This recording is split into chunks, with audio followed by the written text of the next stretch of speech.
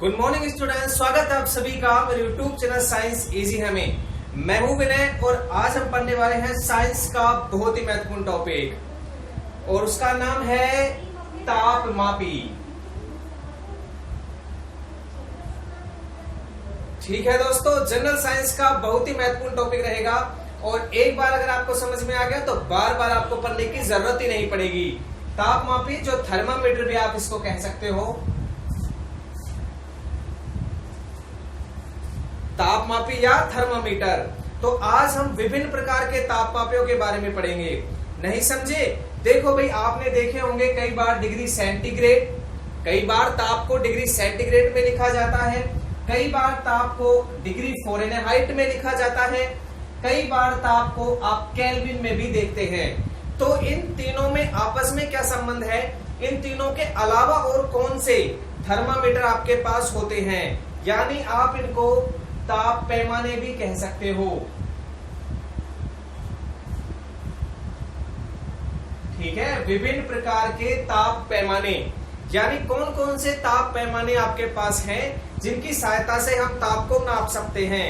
अलग अलग पैमाने हैं लेकिन इनको आपस में चेंज भी किया जा सकता है। तो शुरू करते हैं आज की वीडियो। जैसे एग्जाम में आपसे पूछ लिया जाता है कि भाई 23 डिग्री सेंटीग्रेड को फ़ारेनहाइट में चेंज करें या फिर केल्विन में चेंज करें, या आपको फ़ारेनहाइट दिया हो तो सेंटीग्रेड और केल्विन में पूछ ले। यानी आपसे आपस में इनको बदल बदल के प्रश्न पूछे जाते हैं। तो आज हम इनका बेसिक नॉलेज लेंगे, आखिर इनकी खोज किसने की, किस तरीके से ये काम करते हैं और इन पैमानों को आपस में बदला कैसे जा सकता है। तो आज का हमारा विषय रहेगा ताप पैमाने। चलिए शुरू करते हैं। तो दोस्तों, जब भी हम टेम्परेचर की बात करते हैं, ताप की बात करते हैं, तो ताप हमेशा दो आधारों पर नापा जाता है। यानी एक आधार जो उस ताप की निम्न सीमा को बताएगा और दूसरा आधार जो ताप की उच्च सीमा को बताता है। कहने का मतलब लोअर लिमिट और अपर लिमिट को बताता है। ये दो बिंदु आपके पास होते हैं और वो दो बिंदु कौन से हैं? वो आपके जल की सहायता से लिए जाते हैं। जिस बिंदु पर जल जमता है उसे तो हम कह देते हैं जल का हिमांक, और जिस बिंदु पर, जिस तापक्रम पर जल उबलता है उसे हम कह देते हैं जल का भाप बिंदु। तो एक आइस पॉइंट और दूसरा आपके पास बॉइलिंग पॉइंट, ये दो बिंदु आपके पास होते हैं जिनकी सहायता से किसी भी पैमाने का लोअर पॉइंट और अपर पॉइंट बनाया जाता है। ठीक है, तो मैं यहां लिख देता हूं, सबसे पहले तो मैं यहां लिख देता हूं ताप पैमाना। ठीक है भाई, आज हम विभिन्न प्रकार के ताप पैमानों की बात करेंगे और इसके बाद आपका कोई भी प्रश्न यहां से बाहर नहीं जाएगा। ठीक है, तो ताप पैमाना, आपसे निवेदन रहेगा वीडियो को जरूर लास्ट तक देखें। मेरा वादा है इसके बाद आपका कोई भी प्रश्न यहां से बाहर जाने की संभावना ही नहीं है। ताप पैमाना हम यहां लिख लेते हैं, यहां मैं लिख देता हूं इसकी खोज। यानी जो आपके ताप का पैमाना है उसकी खोज कब की गई या फिर उसका वैज्ञानिक का नाम क्या है।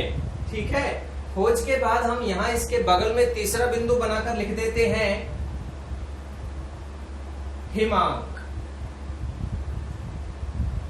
हिमांक कह सकते हो या मैंने अभी अभी कहा था आप इसे निम्न सीमा भी कह सकते हैं। ठीक है भाई, यानी जो तापक्रम है, जो पैमाना है, उसका सबसे छोटा बिंदु क्या रहेगा? वो तो निम्न सीमा है। और ये हो गया आपका स्टीम पॉइंट, भाप बिंदु।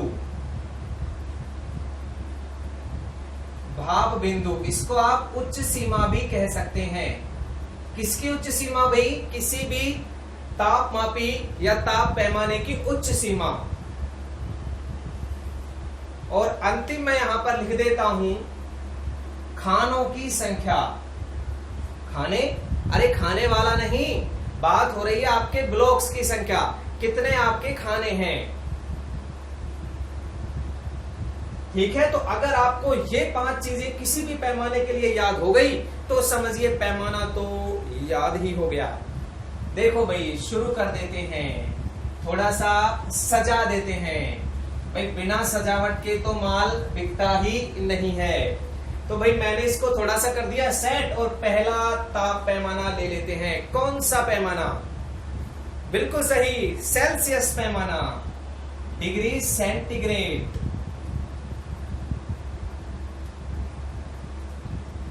डिग्री सेंटीग्रेड कैसे लिखते हो भाई? ऐसे लिखते हैं सर। इसको और भी नाम दे सकते हो, सेल्सियस पैमाना। क्यों? क्योंकि इसके जो वैज्ञानिक थे उनका नाम था सेल्सियस, यानी इसकी खोज करने वाले वैज्ञानिक कौन थे भाई? आपके सेल्सियस थे। और इन्होंने 1730 में इस पैमाने की क्या की थी भाई? खोज की थी। ये वैज्ञानिक वैसे स्वीडन के थे, लेकिन ये प्रश्न आपको याद नहीं रखना। अगर सेल्सियस पैमाने की निम्न सीमा की बात करें तो निम्न सीमा भाई इसकी होती है 0 डिग्री सेंटीग्रेड से। उच्च सीमा होती है 100 डिग्री सेंटीग्रेड तक, यानी इसका जो पैमाना होता है वो 0 से शुरू होता है और 100 तक जाता है। ठीक है। इसके बाद अगर खानों की संख्या बात करें तो 100 में से कितना घटा दूं भाई? 0। तो कितने खाने हो गए? 100 खाने हो गए। यानी सेल्सियस पैमाने में बस 100 ही खाने होते हैं और प्रत्येक खाना 1 डिग्री सेंटीग्रेड का होता है। ठीक है भाई, तो ये हुआ डिग्री सेंटीग्रेड पैमाना। इसके बाद बात करते हैं नंबर 2। अभी हम सारे पैमानों की बेसिक नॉलेज ले रहे हैं, कुछ ही देर बाद हम पैमानों को मिक्स करेंगे। कभी मैं इसको फ़ारेनहाइट में बदलूंगा, फ़ारेनहाइट को केल्विन में बदलूंगा, तो बड़ा मजा आने वाला है वीडियो में, बने रहिए मेरे साथ। दूसरा आपका पैमाना है भाई फ़ारेनहाइट पैमाना। ठीक है, इसको भी डिग्री फ़ारेनहाइट कहते हैं भाई, और इसका प्रतीक चिन्ह है डिग्री लगा दिया और एफ लगा दिया। वैज्ञानिक की बात करें तो वैज्ञानिक फ़ारेनहाइट, और भाई ये आपके जर्मनी के वैज्ञानिक थे और इसकी खोज हुई थी 1717 में। ठीक है, 1717 में फ़ारेनहाइट की खोज। अगर इसकी निम्न सीमा की बात करें तो भाई ये होता है 32 डिग्री फ़ारेनहाइट। इसमें 0 नहीं होता, इसमें शुरुआत में ही कौन आता है? सबसे पहले 32 डिग्री फ़ारेनहाइट और अंत में आता है 12 डिग्री फ़ारेनहाइट। तो इसको अगर इसमें से घटाया जाएगा 212 में से 32, तो आपका आ जाएगा 2 में से 2 तो 0 और 21 में से 3 गए तो 18। यानी कितने खाने हो गए भाई इसमें? 180 खाने। किसमें? फ़ारेनहाइट पैमाने में। एग्जाम में आपसे बहुत सारे प्रश्न इसी में से पूछ लिए जाते हैं। आपसे कहता है फ़ारेनहाइट तापक्रम का सबसे उच्च सीमा 212, सेल्सियस की सबसे उच्च सीमा 100, खानों की संख्या 180, 100, खोज करने वाले वैज्ञानिक दोनों लिख रहे हैं। ठीक है, तो 0 डिग्री किसके बराबर है भाई? 32 के बराबर, याद रखना। नंबर 3। इसके बाद आपके पास आता है केल्विन पैमाना। ठीक है भाई, केल्विन को आप के लिखते हैं। प्रश्न बन गया आपके सामने, एग्जाम में प्रश्न पूछा गया था, किस पैमाने के आगे डिग्री शब्द प्रयोग नहीं होता? देखिए, इसमें भी डिग्री है, इसमें भी डिग्री है, तो केल्विन में डिग्री नहीं है। आगे और भी पढ़ेंगे, लेकिन अभी तक तो उत्तर केल्विन ही है। और एक और प्रश्न, एसआई मात्रक कौन सा है? ताप का एसआई मात्रक, सिस्टम इंटरनेशनल मात्रक। तो आप भटक जाएंगे, आपका उत्तर रहेगा डिग्री सेंटीग्रेड, लेकिन नहीं, ताप का एसआई मात्रक होता है केल्विन। मैं यहां लिख देता हूं एसआई, ताकि आपको याद रह जाए। ठीक है भाई, और इसकी खोज करने वाले थे लॉर्ड केल्विन।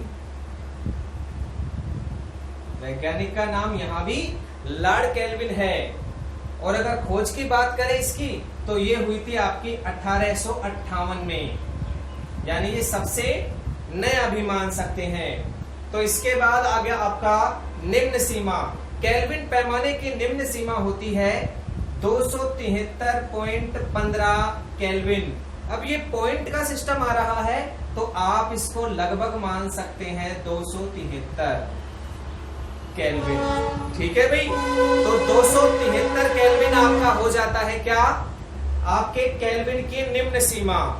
और अगर उच्च सीमा यानी भाप बिंदु की बात करें, तो भाप बिंदु होता है 373.15 केल्विन, यानी लगभग मान सकते हो 373 केल्विन।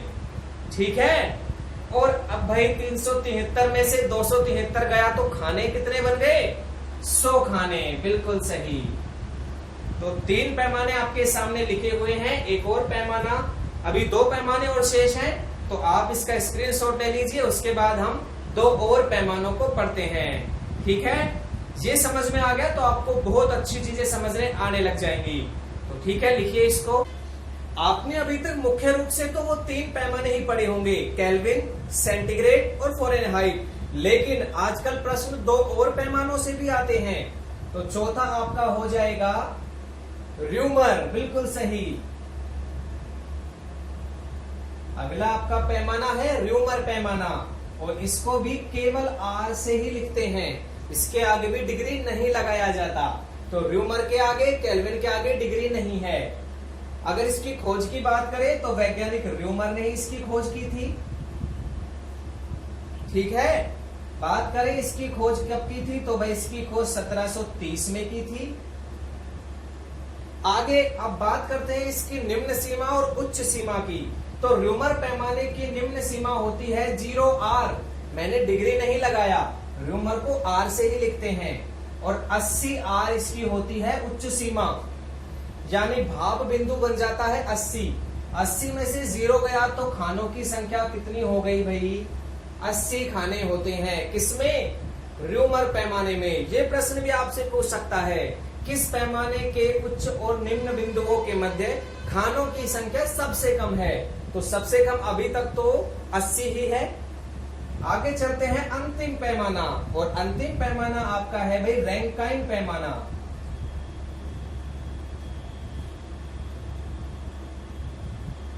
रैंकाइन पैमाना, और भाई ये आपका लिखा जाता है कैपिटल R और स्मॉल a, RA, रैंकाइन से। खोज की बात करें तो वैज्ञानिक तो रैंकाइन ही रहेगा। ठीक है, इसकी कोई फिक्स डेट नहीं मिलती, 1800 के दशक में ही इसका भी खोज कर लिया गया था। अब बात करते हैं भाई इसके निम्न सीमा और उच्च सीमा की। तो इसकी निम्न सीमा और उच्च सीमा आपको थोड़ी सी याद करनी पड़ेगी। ये आपकी 460 रैंकाइन से बिना डिग्री का, इसमें भी डिग्री नहीं है, 672 रैंकाइन तक होता है। जरा घटाइए, कितने टुकड़े बन गए? 2 में से 0 तो 2, 7 में से 6 तो 1, और आपके 6 में से 4 तो 2, तो उत्तर आ गया 212 खाने। तो आपने अभी तक 5 पैमाने पढ़ लिए। 5 पैमानों में आपने क्या क्या पढ़ लिया? पैमाने का नाम, उसका प्रतीक, उसकी खोज करने वाला वैज्ञानिक, उसका निम्न बिंदु यानी हिमांक बिंदु, उसका भाप बिंदु, और उसके खानों की संख्या। तो ये चीज अगर आपको याद है तो अब जैसे ही मैं अगला प्रश्न देने जा रहा हूं, प्रश्न आपसे पूछा जाएगा, बताइए -40 डिग्री फ़ारेनहाइट को केल्विन में क्या लिखेंगे? 37 डिग्री सेंटीग्रेड को फ़ारेनहाइट में क्या कहते हैं, कितना होता है? तो ऐसे प्रश्नों को सोल्व करने का तरीका इससे मैं अभी बता रहा हूं। छोटा सा सूत्र रहेगा, एक बार याद हो गया तो पूरा प्रॉब्लम सोल्व हो जाएगा। तो चलिए आगे बढ़ते हैं।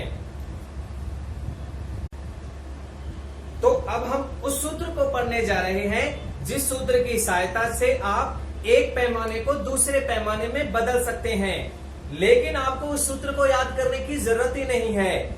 मैं आपके सामने वो सूत्र इस तरीके से समझाऊंगा कि आपको उसको याद करने की आवश्यकता ही नहीं होगी। देखिए, शुरू करते हैं। आपने पढ़ा था सबसे पहले डिग्री सेंटीग्रेड C, तो आपको सबसे पहले तो C लिखना है। C में से आपको घटाना है उसकी निम्न सीमा, कितनी थी भाई? हाँ, 0।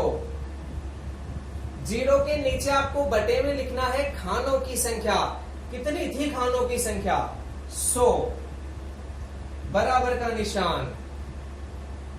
सेंटीग्रेड के बाद हमने पढ़ा था फ़ारेनहाइट यानी F, माइनस F के बाद, F की शुरुआत कहां से हुई थी भाई? निम्न सीमा 32। 100 क्या था? उसका खानों की संख्या। तो यहां खाना कितने थे भाई? याद करो 32 से 212 तक 180 खाने। बराबर। अगला है केल्विन। केल्विन आपने पढ़ा था के। हमने कहा था इसको थोड़ा सा पूर्ण संख्या में बदल लेते हैं, 273 निम्न सीमा थी 273, और खानों की संख्या, इस चीज को याद रखना, नीचे मैं खानों की संख्या लिख रहा हूं, उच्च सीमा नहीं लिख रहा, खानों की संख्या। खाने कितने थे भाई इसमें भी थे 100। आगे चलते हैं, अगला पैमाना था रैंकाइन पैमाना, र्यूमर था, पहले र्यूमर था तो र्यूमर लिख लेते हैं आर। उसमें निम्न सीमा थी 0 और आपके खानों की संख्या थी 80 में से 0 गया तो 80। ठीक है भाई। अंतिम आपका बच गया था कौन सा, रैंकाइन। नीचे लिख देते हैं बराबर RA माइनस 460 से कहां तक था भाई, कितने खाने बन गए थे आपने, 212, क्योंकि ये 672 तक था तो खाने हो गए 212। तो ये आपके सामने है बड़ा सा सूत्र, लेकिन ये सूत्र पूरा कभी भी काम में नहीं आएगा, इसीलिए थोड़ा सा इसको काट लेते हैं। सब में 20 का भाग दे देता हूं क्योंकि सब बराबर में है। ये हो जाएगा 4, ये हो जाएगा, माफ कीजिए, ये 5 हो जाएगा और ये हो जाएगा 9, क्योंकि 20 का भाग दे रहा हूं तो 2 नाम 18, 9 हो गया। ये हो जाएगा 5, ये हो जाएगा 4, और इसमें भाग दीजिए भाई, भाग दोगे तो 20 से कम 20, ठीक है, 1 बच गया, 12 हो गया, 0 लगा दिया, ठीक है, 120 हो गया, और 20 छिक्की 120 यानी 10.6। ठीक है, तो अब क्या करते हैं, अब सभी को वापस लिख लेते हैं। तो ऊपर तो C, 0 को लिखो या मत लिखो कोई फर्क नहीं, C/5 बराबर F माइनस 32/9 बराबर K माइनस 273/5 बराबर R/4 बराबर RA, मिटा देता हूं इसको, माइनस 460/10.6। तो ये सूत्र आपको याद रखना है। अगर याद नहीं भी रहता तो यहां तक तो आप बना ही लेंगे, क्योंकि आपको खानों की संख्या तो याद है। तो ये सूत्र अगर आपको याद है तो आप एक पैमाने से दूसरे पैमाने पे, तीसरे पे, चौथे पे, पांचवे पर जा सकते हैं और आसानी से उत्तर निकाल सकते हैं। लेकिन आपको ये सूत्र लिखना भी नहीं होगा, आपको जिस पैमाने को ज्ञात करना है बस वही 2 पैमाने लिखें। जैसे आपको सेंटीग्रेड को दिया है, फ़ारेनहाइट पूछा है, तो आप इनको मत लिखो, केवल इसे ही लिख लो दोनों को। अगर आपको फ़ारेनहाइट दिया है और र्यूमर पूछा है तो फ़ारेनहाइट वाला और र्यूमर वाला जोड़ा दोनों को बराबर लिख लो, जो मान दिया है वो रख दो तो उत्तर आ जाएगा। एक सवाल मैं करके देख रहा हूं आपके लिए, ठीक है, चलिए आप इसका स्क्रीनशॉट ले लीजिए। लिख रहा हूं, आपसे अगर पूछा जाए 37 डिग्री सेंटीग्रेड को डिग्री फ़ारेनहाइट में परिवर्तित करें, ठीक है, और 4 ऑप्शन आपको मिल जाएंगे, तो आपको तुक्के नहीं लगाने, आपको तो सूत्र आता है। 37 डिग्री सेंटीग्रेड को डिग्री फ़ारेनहाइट पे बदले। मान लीजिए आप सूत्र भूल गए, कोई बात नहीं, आपको पता है सबसे पहले लिखना है C की निम्न सीमा होती है 0 और खानों की संख्या होती है 100 बराबर फ़ारेनहाइट F की निम्न सीमा होती है 32 और खानों की संख्या होती है 180। ठीक है, इतना तो कर सकते हैं ना। अब यहां से जो कट रहा है उसको काटेंगे बाद में, पहले C का मान, किसका मान दे रखा है, C का मान 37, F का तो निकालना है, तो यहां मैं C का मान रख देता हूं 37, माइनस 0 तो 37 में से 0 गया तो 37/100 बराबर F माइनस 32/180। जो कट रहा है काट दीजिए, ये कट गया 20 से 5 बार, ये कट गया 20 से 9 बार। ठीक है, दोनों का क्रॉस मल्टीप्लाई करते हैं तो ये हो जाएगा 37 × 9 और 5 का इन दोनों के साथ 5F माइनस 32 × 5। ठीक है भाई, मल्टीप्लाई कर लेते हैं, 9 7 63 का 3 6, 9 3 27 और 6 33, बराबर 5F माइनस 32 पंजे 5 दूनी 10, 5 दिया 15 है और 1 16 है। ठीक है, 5F को एक तरफ और संख्याओं को एक तरफ करते हैं। 333 इधर, ये इधर आएगा तो प्लस का 160 और उधर 5F। ठीक है, प्लस का हो गया ना माइनस वाला, तो ये हो गया आपका 3, 6 और 3 9 और 3 और 1 4, 493 हो गया। कितने का भाग दे दूंगा? 5 का, तो मान आ जाएगा F का। देते हैं भाग, तो उत्तर आएगा मेरा 493 में 5 का भाग। दीजिए भाई, 5 नाम 45, बच गए 4, 5 8 40, बच गए 3, पॉइंट 30, 5 6 की 30, 98.6 डिग्री फ़ारेनहाइट। यानी कि जो 37 डिग्री सेंटीग्रेड है वो फ़ारेनहाइट में किसके बराबर हो गया? 98.6 डिग्री के। एक बार फिर से मैंने लिखा सूत्र तो मैं भूल गया, इसलिए मैंने क्या किया, बेस से स्टार्ट कर दिया। भाई बेसिक कॉन्सेप्ट मुझे पता है, C ऊपर, C में उसकी निम्न सीमा, नीचे खानों की संख्या, F 32 खानों की संख्या। लिखा, C का मान दिया है 37, लिख दिया 100 की जगह 100, 180 की जगह 180, सोल्व किया तो F का मान निकल के आ गया 198.6 डिग्री फ़ारेनहाइट। तो इस तरीके से कैसा भी सवाल आपको दे दे, यहां तो मैंने सेंटीग्रेड को फ़ारेनहाइट में बदला, आपको इसको केल्विन में भी बदलवा सकता था। तो केल्विन के लिए आप यहाँ K लिखते, यहाँ 273 लिखते और यहाँ 100 लिखते।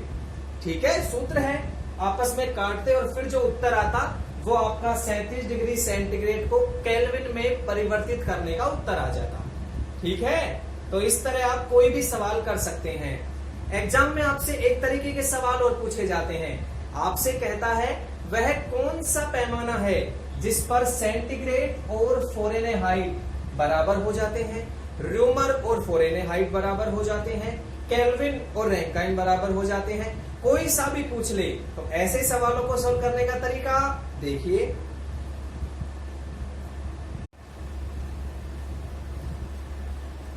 तो दोस्तों, अभी आपने जो सवाल सोल्व किया था हमने, उस सवाल में आपका 37 डिग्री सेंटीग्रेड जो था वो तो आपके मानव शरीर का तापमान है सेंटीग्रेड में, और जो उत्तर आया था 98.6 वो आपके मानव शरीर का तापमान किसमें है? फ़ारेनहाइट में। तो इस तरीके से आप किसी भी तापक्रम को दूसरे पैमाने में परिवर्तित कर सकते हैं उस सूत्र की सहायता से। ये मानव का तापक्रम जरूर याद रखें। ऐसे ही आप कमरे का ताप बदल कर देखिएगा, कमरे का ताप 27 डिग्री सेंटीग्रेड होता है, इसको फ़ारेनहाइट में बदलना और केल्विन में बदलना, बताना क्या उत्तर आता है कमेंट करके। अब आपके सामने एक सवाल है कि किस तापक्रम पर सेंटीग्रेड और फ़ारेनहाइट समान होंगे। जरूरी नहीं सेंटीग्रेड और फ़ारेनहाइट कुछ भी दे दे, आपसे कह दे केल्विन और र्यूमर, तो आपको उन्हीं दो को काम में लेना है। आप इनका सूत्र तो जानते हैं, सेंटीग्रेड -0/100 बराबर F -32/180। ठीक है, बिल्कुल सही। यहाँ आपको कोई भी तापक्रम तो दिया ही नहीं, तो ऐसी स्थिति में ना तो आपके पास C का मान है ना F का मान है। तो यहाँ आपको क्या करना है, आपको दिया है F और C दोनों कैसे हैं भाई? समान है। तो या तो आप C की जगह F रख दें या F की जगह C रख दें। यहाँ C -0/100 और यहाँ F की जगह भी क्या रख देता हूं, C -32/180।